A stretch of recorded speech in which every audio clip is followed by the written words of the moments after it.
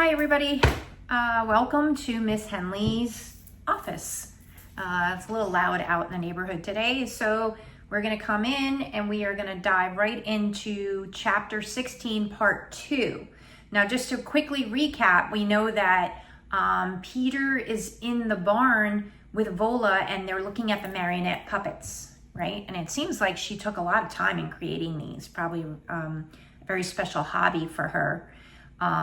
So let's dive in and see what's going on, shall we?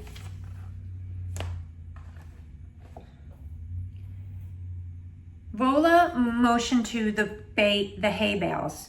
May as well sit down. I'm going to begin at the beginning. Peter sank onto a bale of hay, grateful for the rest. He watched as Vola hung the great bird back up. She put a small book from a niche in the wall. She pulled a small book.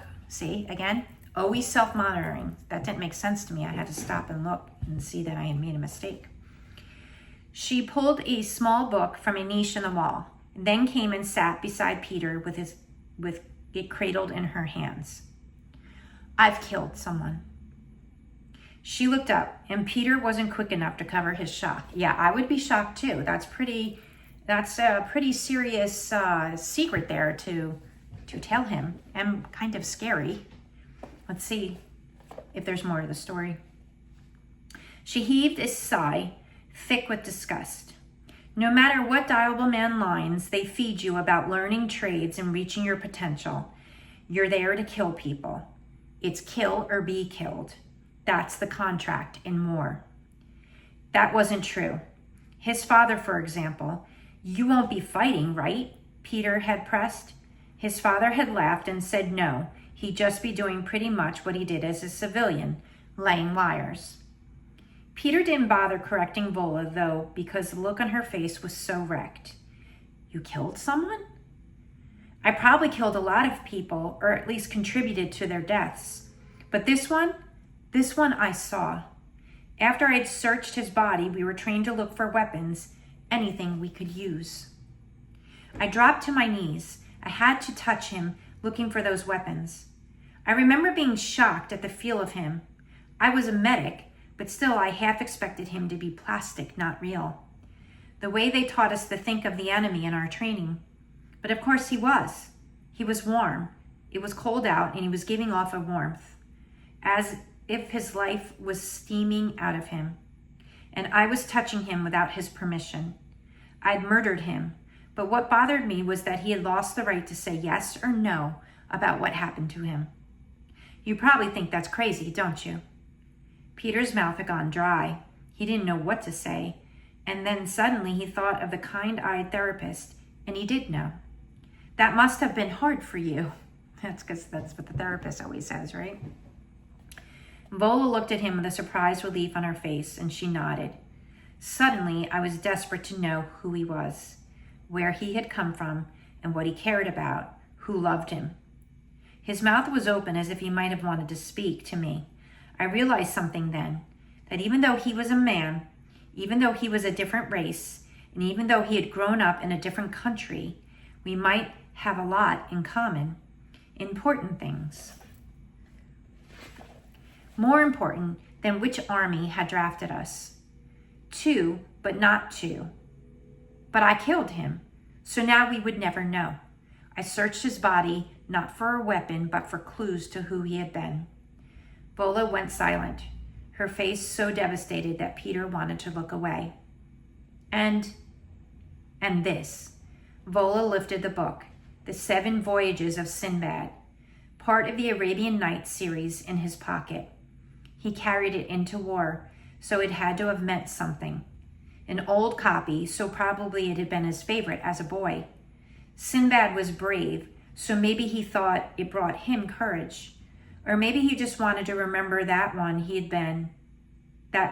been a little boy and he had read books and felt safe. A page was bookmarked, the story of how Sinbad escapes from the rock's nest. I figured that story helped him believe that one day he'd escape too and get back home. Vola got up. She lifted the great winged puppet off the wall again. The rock. This bird could snatch up elephants in its talons. Look at it. She carried the bird back to Peter and turned its beak to face him. Its gaze was so fierce that Peter shrank back. "What do I have to do with this?" he asked again. That book was so important to that soldier that he carried it to war. I figured since I had taken his life, I owed him something. I owed it to him to tell the story that meant so much to him. I carved all of these puppets, and I've been telling the story of Sinbad escaping from the rock here in my barn for nearly 20 years. Vola handed the control apparatus to Peter, and now finally I'm going to get to see what it looks like. And so that is the end of that chapter.